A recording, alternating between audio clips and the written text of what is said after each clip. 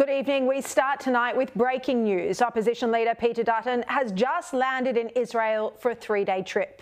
As we go to air, Dutton is currently meeting with Israeli Foreign Minister Israel Katz. He will then later today, local time, meet with Israeli President Isaac Herzog. This is a strong show of support from the coalition towards our closest ally in the Middle East.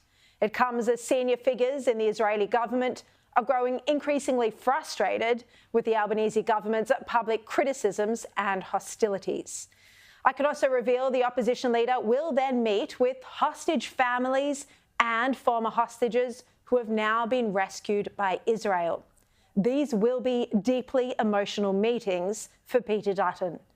You hardly ever hear our current government speak about the hostages, yet there are still 120 Israelis, including baby Kfir Bibas, held captive by terrorists in Gaza. Dutton will also, over the coming days, travel to the south, to the kibbutzes, where Hamas slaughtered entire families. And he'll go to the site of the Nova Music Festival, where 1,200 young Israelis were gunned down in cold blood. Dutton is unlikely to meet with Prime Minister Benjamin Netanyahu, who broke his trip to the US to deal with the escalating situation in the north of Israel.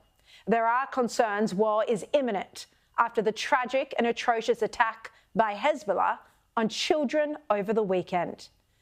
Now, Peter Dutton is the most senior Australian politician to visit since October 7, with Anthony Albanese refusing to go. Albanese is one of the only Western leaders who chose not to visit Israel to show his support over the past 9 months. And when Penny Wong eventually visited the region, she didn't bother to go to the sites of the October 7 massacres. This trip is highly significant. It reinforces Dutton's commitment to Israel, Australia's ally, and to the Jewish community. It's a volatile situation at the moment on the ground. Already, flights are being cancelled to Lebanon amid the tensions with Hezbollah. And we'll cross live to Israeli politician Sharon Haskell later this hour to speak about how she expects the situation is going to unfold in the north.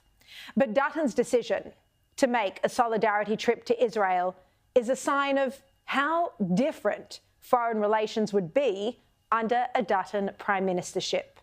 And it highlights the leadership we've been sorely missing from the Albanese government.